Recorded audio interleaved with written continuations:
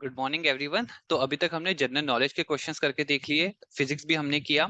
तो इस तरीके से सेशन हमने किए, तो आई होप वो आपके लिए काफी हेल्पफुल रहे होंगे। और उसके बाद गाइस मैं सोच रहा था ना, अब केमिस्ट्री हम ट्राई करके देखते हैं। तो फिर से आपके सामने 30 क्वेश्चन फ्लैश होंगे, तो आप एक नोटबुक में आंसर मेंशन करते रहना और एट द एंड स्कोर करके देखना कितना आया है ना। और यही है, फिर स्टार्ट करते हैं सीधा। मैं स्क्रीन शेयर कर देता हूँ।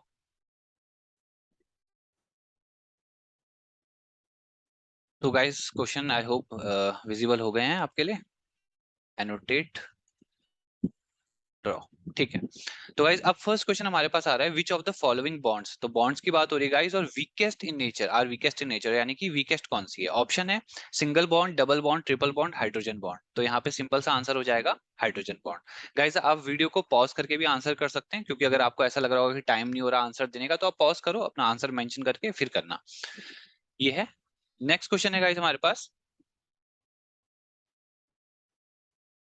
विच of the following compound. Compound हमें दिए हुए हैं और पूछा है कि कौन से क्या है, पैरामैग्नेटिक कौन सा है। तो O2 है, F2 है, C2 है, N2 है। तो गाइस इसका आंसर हो जाएगा O2। ठीक है। अब मूव करते हैं नेक्स्ट क्वेश्चन में। यहाँ पे आयनिक बॉन्ड के बारे में क्वेश्चन है कि आयनिक बॉन्ड फॉर्मेशन इज, वो क्या होता है। एक्सोथर्मिक होता है, यानी कि इसमें हीट रिलीज होती है, या एंडोथर्मिक है, हीट एब्जॉर्ब हो रही है। ठीक है, या दोनों है, नन ऑफ दीज है।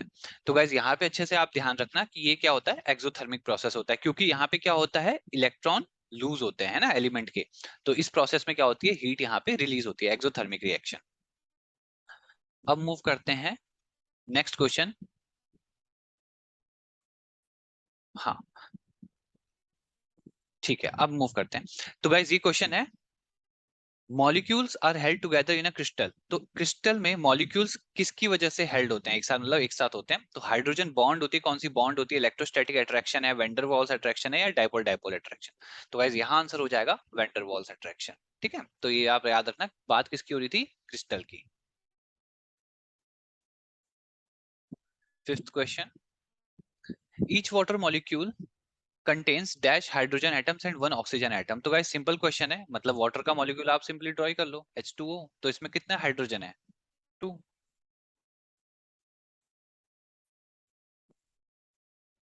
अब क्वेश्चन है guys, which of the following contain ionic, coordinate और कोवलेंट बॉन्ड्स। यानी कि आपको ऑप्शंस दिए हुए हैं, इनमें से ये सारी बॉन्डें किस में होती है, NaCN में है, NaCl में है, NaOC में है, या NaOH में है। तो गाइज यहाँ पे इंपॉर्टेंट क्वेश्चन है काफी। इसका आंसर हो जाएगा NaCN। तो आप NaCN का स्ट्रक्चर फॉर्मूला भी बना सकते हैं, सो दैट आपको क्लियर हो जाएगी ये सारी बॉन्ड्स उसमें अवेलेबल है। इसके बाद नेक्स्ट क्वेश्चन है सेवंथ। यहाँ है, when is the intramolecular hydrogen bond, hydrogen bond form. तो इंट्रामोलिकुलर इंटरमोलिकुलर दोनों टाइप की होती है, बट इंट्रामोलिकुलर किस केस में बनती है। तो गाइस पहला ऑप्शन है, when a hydrogen atom is in between two highly electropositive atoms, when oxygen atom is in between two highly electronegative atoms, when a hydrogen atom is in between two highly electronegative atoms, या when oxygen atom is in between two highly electropositive atom. तो guys सबसे पहला point तो आपको यहाँ पे ये समझना है ना कि पहली बात तो, ये वाला केस जो होता है हाइड्रोजन बॉन्ड का इंट्रामोलिकुलर वाला, ये हाईली इलेक्ट्रोनेगेटिव एटम्स के बीच में बनती है। तो पहली बात, ये ऑप्शन तो आपका वैसे ही कैंसिल हो गया, इलेक्ट्रोपॉजिटिव के बारे में बात कर रहे हैं, यहाँ भी इलेक्ट्रोपॉजिटिव, तो दो दो गलत ही हो गए। और दूसरी बात जो गाइज आपको याद रखती थी कि इंट्रामोलिकुलर के केस में जो एटम बीच में होता है वो कौन सा होता है, हाइड्रोजन। तो यहाँ ऑक्सीजन बोला हुआ था, इसलिए ये भी गलत हो गया। तो आंसर कौन सा सही हुआ, थर्ड ऑप्शन। तो इस तरीके से आप इसको रिमेंबर भी कर सकते हो फैक्ट को। अब गाइज है एट क्वेश्चन। एट क्वेश्चन में बोला गया है कि विच of the following attractive forces exist between different layers of graphite. तो ग्रेफाइट की बात हो रही है, तो उसकी लेयर्स के बीच में कौन सी अट्रैक्टिव फोर्स है, वेंडरवॉल, कोलम्बिक, ग्रेविटेशनल, या इलेक्ट्रोमैग्नेटिक। सिंपल सा क्वेश्चन है गाइस, आंसर होगा वेंडरवॉल फोर्सेस। तो आप थोड़ा वेंडरवॉल फोर्सेस के बारे में भी रीड कर सकते हैं यहाँ पे।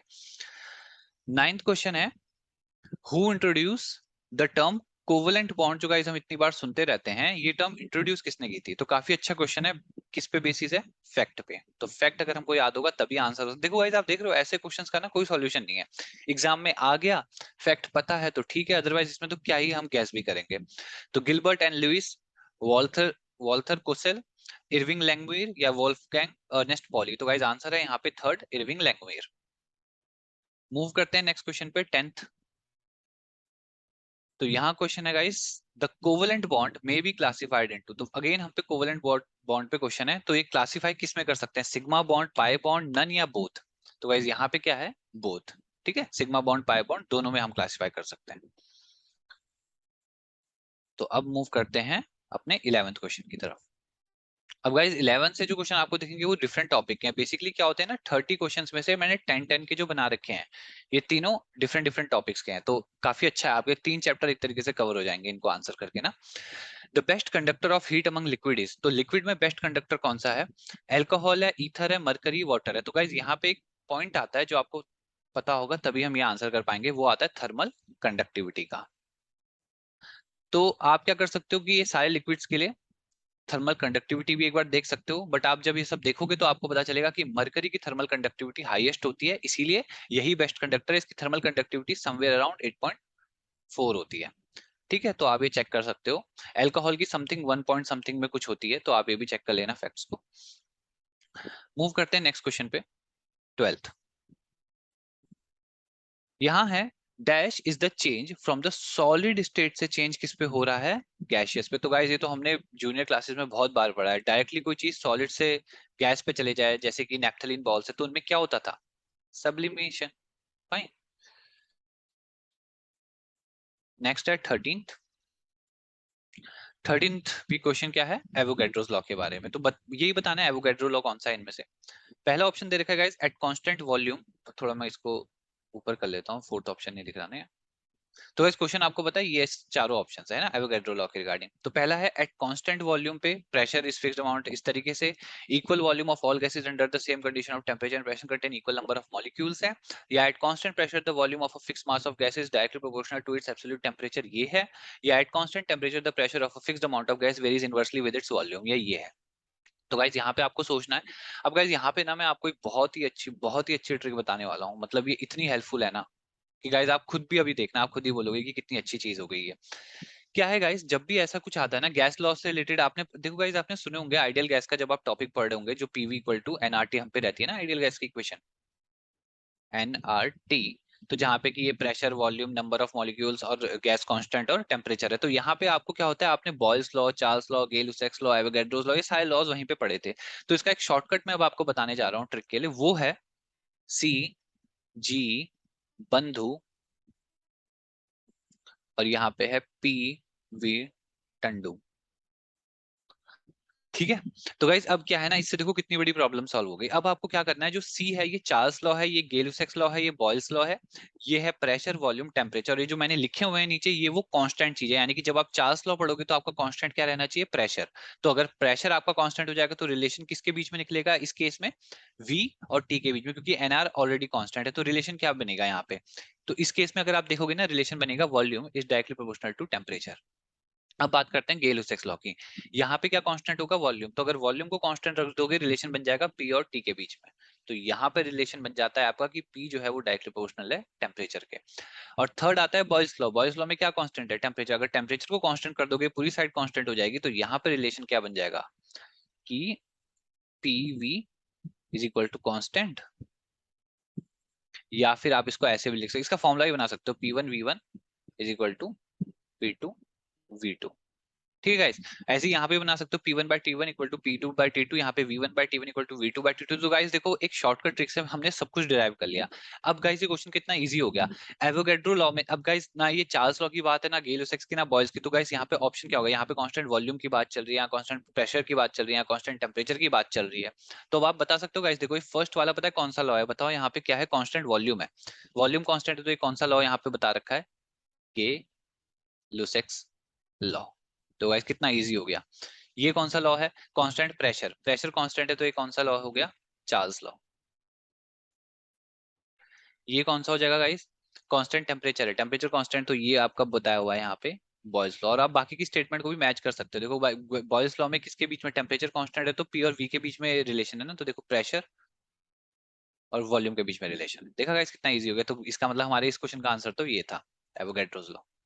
चलो गाइस इस ट्रिक को याद रखना, आगे भी बहुत यूज हो सकती है।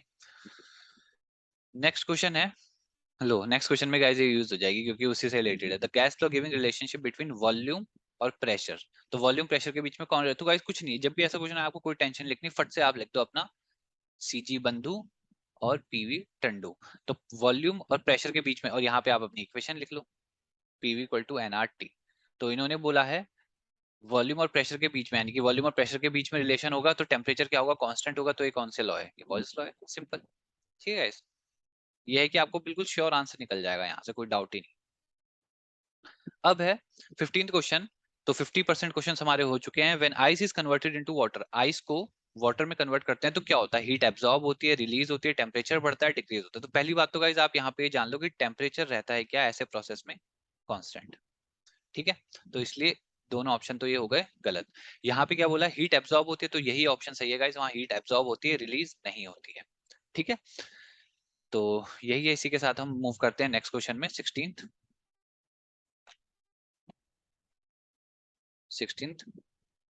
यहाँ है the name of the unreactive gas की बात हो रही है। तो carbon dioxide, hydrogen, nitrogen, oxygen. तो गाइस सिंपल क्वेश्चन आपको पता होगा, नाइट्रोजन गैस। इसके बाद है vaporization refers to the change in state matter from. तो वेपराइजेशन की बात हो रही है गाइस, क्या होगा? सॉलिड टू गैस होगा? तो नहीं, क्योंकि ये तो सब्लिमेशन है। तो सॉलिड टू लिक्विड, ये भी नहीं है, क्योंकि वेपराइजेशन की बात हो रही है। तो लिक्विड टू गैस या गैस टू लिक्विड? तो लिक्विड टू गैस। ये क्या हो गया गाइस? ये बता सकते हो? अच्छा, आप इसका भी आंसर करना है, ये कौन सा प्रोसेस है और ये कौन सा प्रोसेस है। ठीक है, मूव करते हैं नेक्स्ट पार्ट पे। यहां बोला हुआ है the heat released at the time of condensation की बात हो रही है गाइस, इज कॉल्ड एज। तो कंडेंसेशन के टाइम पे जो हीट रिलीज होती है वो ह्यूमिडिटी होती है।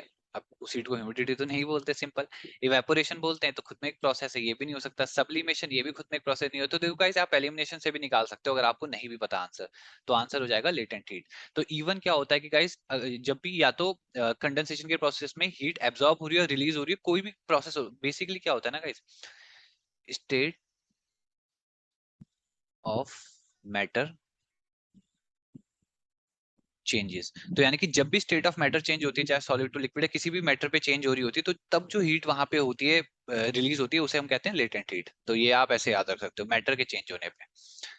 मूव करते हैं 19th क्वेश्चन पे। Henry law, Henry's law is not applicable if pressure high हो, gas does not react with solvent, the gas does not undergo dissociation या एसोसिएशन, या टेम्परेचर इज हाई।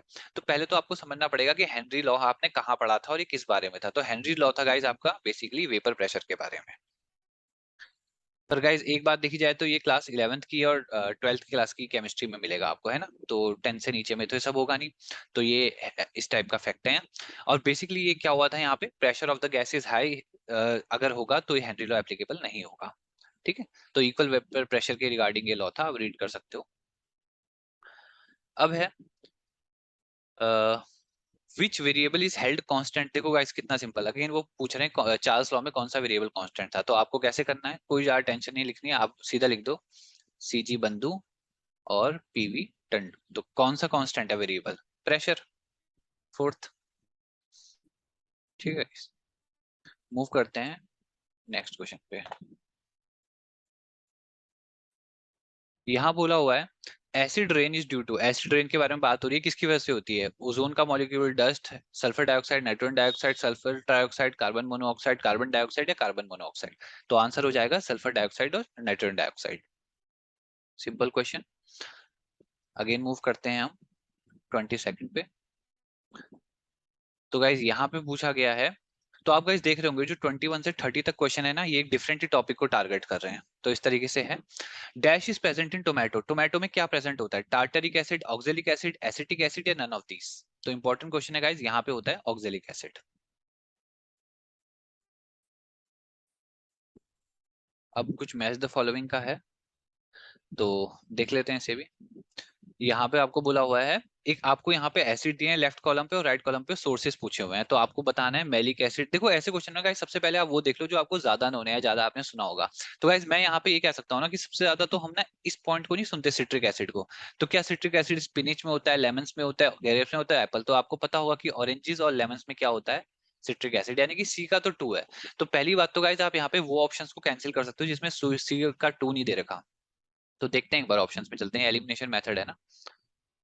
तो गाइज अगर आप देखो, सी का 2, यहाँ पे सी का 3 दे रखा है, ऑप्शन गलत होगा।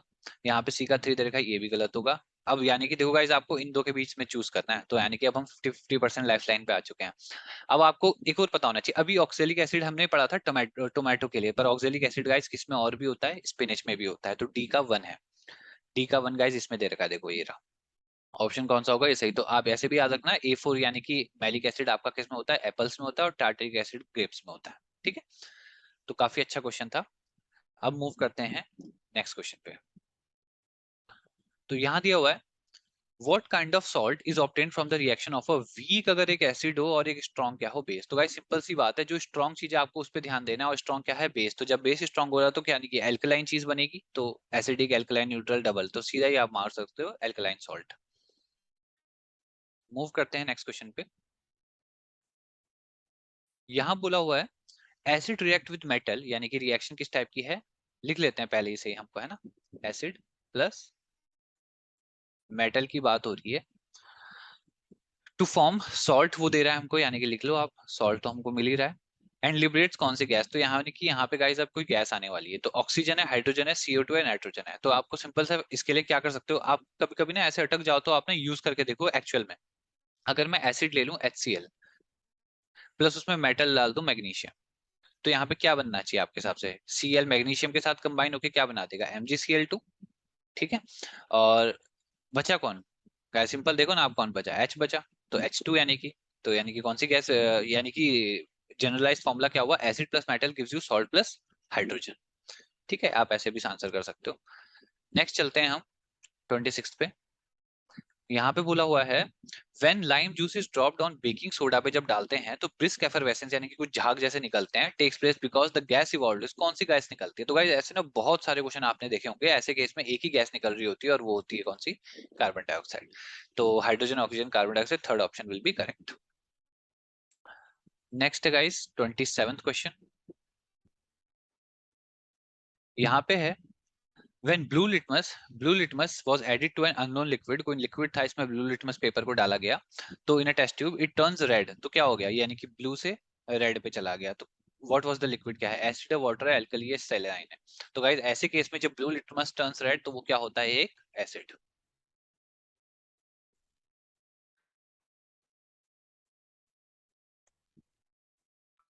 नेक्स्ट है guys, the soil having pH less than 6.5 से कम का पीएच, जो सिंपल क्वेश्चन है गाइस, 7 से नीचे जिसका भी पीएच होता है वो सारे क्या होते हैं, एसिडिक होते हैं, और 7 से ऊपर होंगे वो बेस होंगे, एग्जैक्ट 7 होगा तो वो डिस्टिल वाटर या न्यूट्रल कह सकते हो, अब न्यूट्रल होगा। अब मूव करते हैं हम 29th क्वेश्चन पे।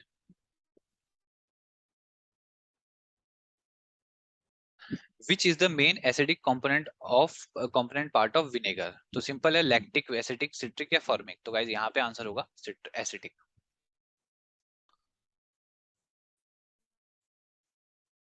लास्ट क्वेश्चन है गाइस, अच्छे से आंसर करके देखना है इसको भी। विच of the following contains oxalic acid, किसमें ऑक्जेलिक एसिड है, विनेगर, स्पिनच, ग्रेप्स, कर्ड। तो गाइस हम ऑलरेडी कर चुके हैं, आपने अभी अभी देखा क्या था, स्पिनच में ऑक्जेलिक एसिड, और किसमें भी था, टोमेटो में भी था, याद रखेंगे ऐसे। तो गाइज इस तरीके से हमने 30 क्वेश्चंस किए। आई होप आप 30 में से 30 स्कोर कर गए होंगे इसको, और जो भी है आप मेंशन करना, देखते हैं। और अगर सेशन यूजफुल होगा तो लाइक करना वीडियो को, और चैनल पे नए हो तो सब्सक्राइब करना, इसी तरीके से हम आगे सेशंस करते रहेंगे। तो तब तक के लिए इसको अभी एंड करते हैं, बाय।